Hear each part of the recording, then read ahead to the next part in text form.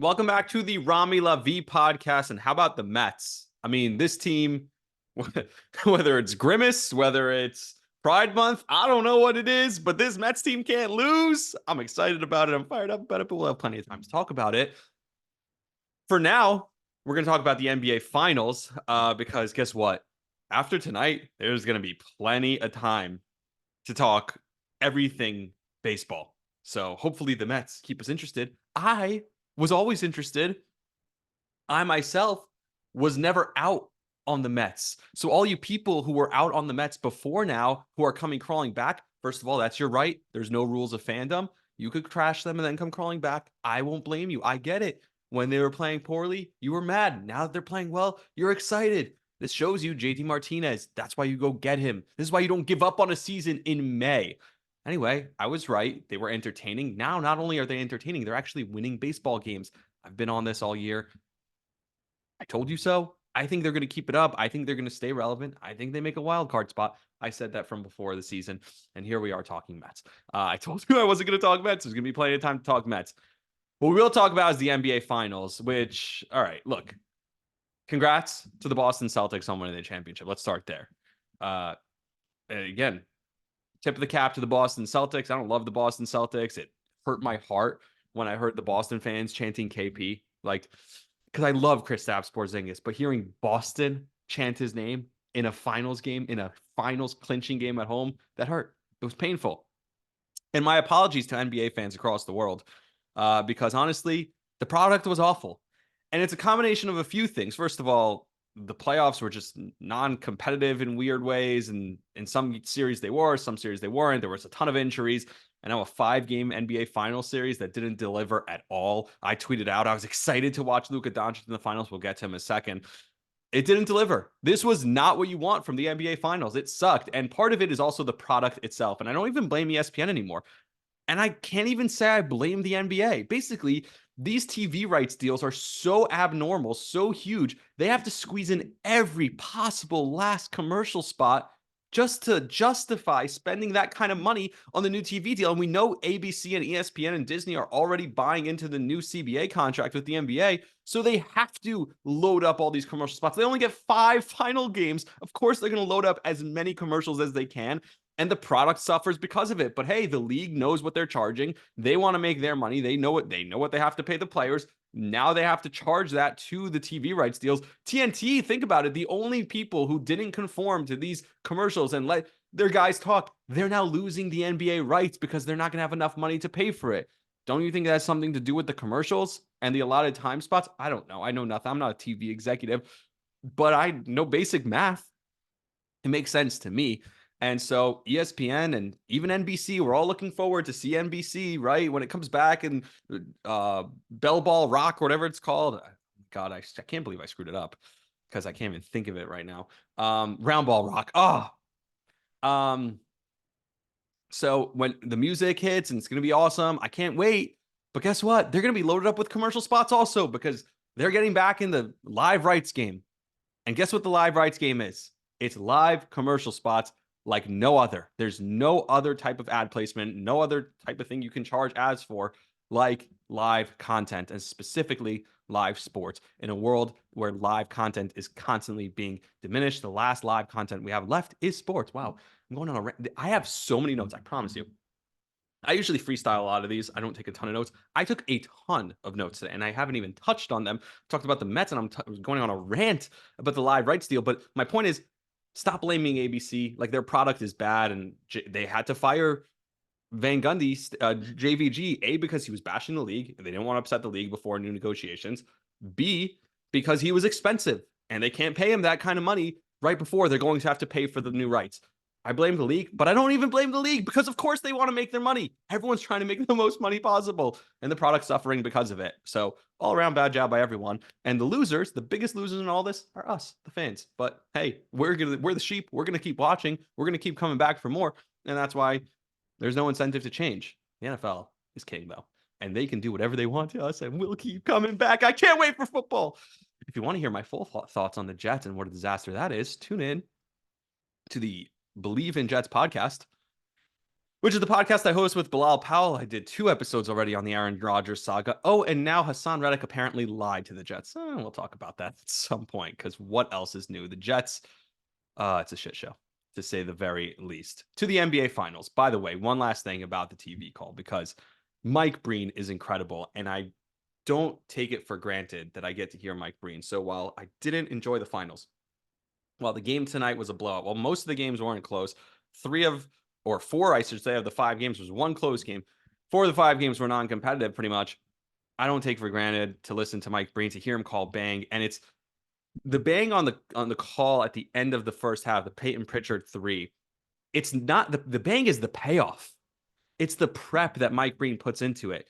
He is aware, the awareness that he has, that Pritchard has come into the game for that spot, knowing that he likes to take that half-court shot. So before, when the free throw is missed and they get the ball to Pritchard, right away, Mike Breen's on it. He's saying, hey, he likes to take these shots. Be ready for it. Here it comes. He's preparing you for the moment. And that way, he's prepared for the moment himself. He's built up the moment so that when Pritchard ultimately hits the shot, if he doesn't hit it, no harm, no foul. But all the prep Mike Breen put into it is so that when Pritchard does hit that shot and he was ready for it, the bang is so much better. That's the payoff of all the prep that Mike Breen put in before that. He is an elite broadcaster. We're lucky we get to listen to him, especially as Knicks fans, where we get to hear him every night.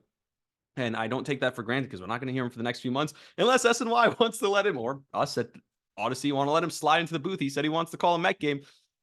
I'd love to hear him call a Met game if they want to let him slide in for a couple of innings for Gary, or fill in for Howie Rose on WCBS 880. I'd love to hear Mike Breen do a Mets game. Really, I would, especially with how well the Mets are playing right now. So we've brought it full circle before I even got to my notes. Perfect. Here's the thing.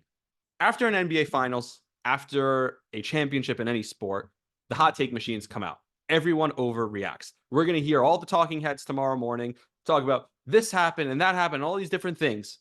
When in reality, my hot take, my opinion, is that my opinion hasn't changed about anything. Nothing has changed for me, almost. One thing has changed. My opinion in one area has slightly shifted, and we'll get to that in a second. But most things, my opinion is the exact same after watching the NBA Finals. And that might be the hottest take, because everyone's going to come out, Luka choked. Jason Tatum, is he top 5? Jaylen Brown, is he better than Jason Tatum? He outplayed him in this series. All the different takes you're going to hear tomorrow, whatever takes they have. Joe Mazzulla, how great of a coach is he? Jason Kidd, Kyrie, whatever your takes are, it's going to be some big explosive take, because this is your last chance to fire off a big take before the football season. And guess what? Everyone's going to come running in tomorrow morning. ESPN, Fox, First Take, Greg Carton, all of them. And guess what the hottest take will be? That my opinion hasn't changed on anything. That might be the hottest take of all, because it's not a hot take. What do I mean? Let's start with the Mavericks. We'll get to the champions in a second. We'll get to the Boston Celtics a little bit later. My opinion hasn't changed on Luka. Everyone's all over Luka Doncic. My God. He was still the best player in this series. He was still the best player in the NBA all year long. He was smothered in the finals. He was smothered by a great defensive team, and it exposed his flaws. His flaws including, again, anyone who watches him all year long knows that he has these flaws. I already know what Luka's flaws are because I watch him all year long, but it exposed it on a major stage, on a major scale. So that's what happened. Luka didn't change. My opinion on Luka shouldn't change. He's still a great player. It exposed that he complains way too much to the refs. I knew that already. It exposed that he doesn't play good defense. I knew that already. And it exposed that he has terrible conditioning. We saw the video before the finals of them taking the beer from him. I've heard interviews of former GMs of the Mavericks saying they've been trying to get him in shape for years. This is not new. But it exposed him on a national stage to more people, and it exposed the people who never watched him previously. All you people who are now bashing Luka for these things, it's telling me that you never really watched Luka Doncic before, because this is who he's been. He's an otherworldly player. He's not James Harden. He's not a choke artist. He dragged this shit team to the NBA Finals through a tough West. It wasn't like he was in the East. He dragged them to the finals through a tough West. And the supporting cast has been nothing. He's 25 years old. He doesn't turn 26 until the end of February. The end of February, that's next year. It's almost the end of next NBA season. He's going to have to fix some things if he can take it to the next level. But if he does fix those few things, if he gets in better conditioning, if somebody gets in his ear about the refs, about giving an effort on defense, about his conditioning, then guess what? He's going to go down as one of the all-time greats. It is his first time in the finals. He choked on the big stage. I was excited to see. He didn't choke on the big stage. He was smothered, and he didn't have help from anyone. I just called myself out. I caught myself. I said he choked on the. He didn't. He had a bad series. He had a bad 5 games by his standards, and he's still great. He was exposed for what he's not great at. Credit the Celtics. Credit Joe Mazzulla. Credit everyone on that side. Sometimes you have to tip your cap. But my opinion hasn't changed on Luka Doncic. Guess what? My opinion hasn't changed on Kyrie Irving either. He's a bum. When you need him most, he disappears. What's frustrating about Kyrie Irving is that at times he is the most talented player on the floor. And yet at the same time, he's invisible. This dude has gone everywhere and hasn't won anything without LeBron James. And I know he was great in that series against Golden State all those years ago. He hasn't done anything on his own. He's paired up with other superstars, whether it's James Harden, whether it's Kevin Durant, and now Luka Doncic. When you need him most, he disappears. By the way, he was with Jason Tatum and Jaylen Brown too. I know they were young, but he was with them too. But when you need him most, he's nowhere to be found. He's a bum and a loser. My opinion on Kyrie Irving hasn't changed. So my opinion on Luka hasn't changed. My opinion on Kyrie hasn't changed. Now to the champions on the other side, the Boston Celtics. Look, there's 2 sides to look at it for the Celtics, if you ask me. On one hand, this is the most dominant run we've seen maybe ever. From the start of the season to the NBA Finals, all the way through. They never felt like they were challenged. They were the favorites from day one, and they went all the way through. It's almost boring if you're a Celtics fan. Like, give me a little something. Challenge me a little bit. No. Day one, best team in the league. Cruise through the regular season. Cruise to the NBA Finals. Win the championship. It's remarkable. It's the most dominant championship run other than the Kevin Durant Warriors. And you don't think of this team. They don't have Klay Thompson, Steph Curry, and KD all in their prime. And Draymond Green in his prime. This is remarkable. This is as dominant, I start to finish an NBA season as I can remember, outside of those Kevin Durant Warriors. Maybe the San Antonio Spurs team that came back after losing to the Heat on the round 3 the next year when they were that team on a mission. But again, you're finding different teams. This Celtics team throughout the entire year was number 1, dominated the East, were favorites, took their foot off the gas by mid-January, and cruised to a championship and did it in 5. What did they lose? A total of 2 games, or 3 games, the whole playoffs. Right? Truly remarkable stuff. Like, tip the cap to the Celtics. Incredible run. And yet still, I believe Jaylen Brown and Jason Tatum are both B-level superstars, B-tier superstars. They're not A-tier top-level superstars, in my opinion. At best, by the way. Like, forget about that. Like, they are not, I'll say it straight up.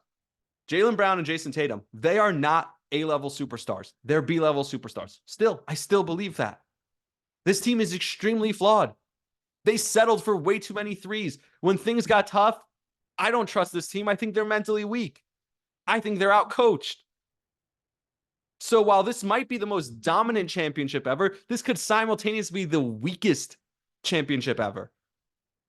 And that's possible, that to have both things at once, that while this is the most dominant championship ever, it's also the weakest championship ever. It's just a weird thing to think about. But I truly believe that we're seeing both of these things, and we saw both of these things with the Celtics team. So my opinion hasn't changed on the Celtics team. Even though it's the most dominant championship, I still feel the same way about all the flaws they had in the first place. Here's what I learned, though. My opinion hasn't changed on those things, but I told you my opinion did change on one small thing. Here's what I learned. The Celtics may have just unlocked a new way to build an NBA championship team. They may have cracked a new code. Having two A-level superstars with the way the cap structure and the new belt and all that works these days isn't fiscally possible. And it's also, it doesn't lead to having a great supporting cast. Your cast around them, your bench players will be garbage. You have nothing to support the two superstars with.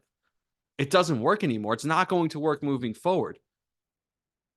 The Celtics, instead, what they did get two guys who I believe not A tier, not top level superstars, but are B level superstars, and surround them with a bunch of really great players.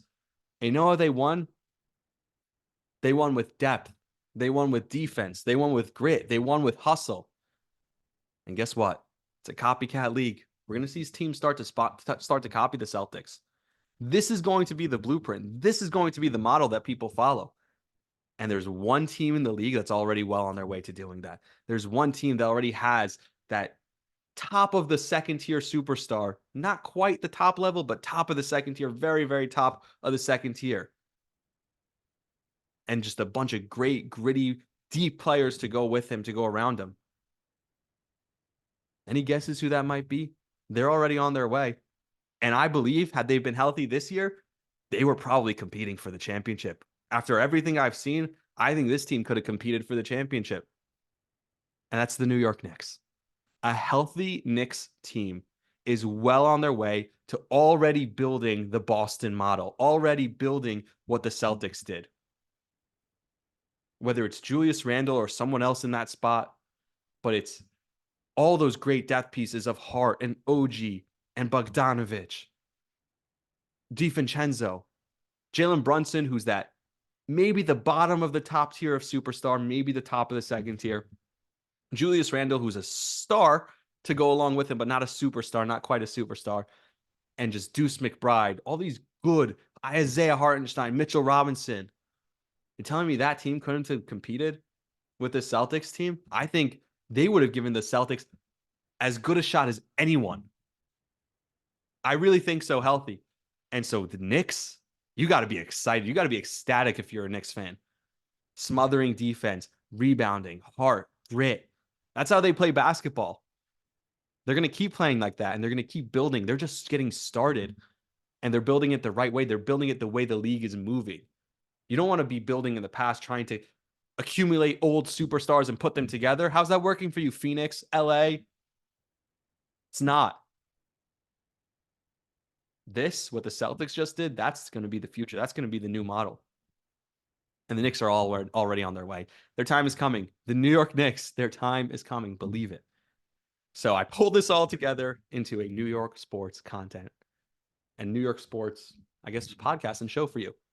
So until next time, after I just delivered that incredible soliloquy, like, subscribe, share the podcast, buy the hats, link in the bio, hugahouse.com. Use the code Rami, R-A-M-I, for 15% off your order.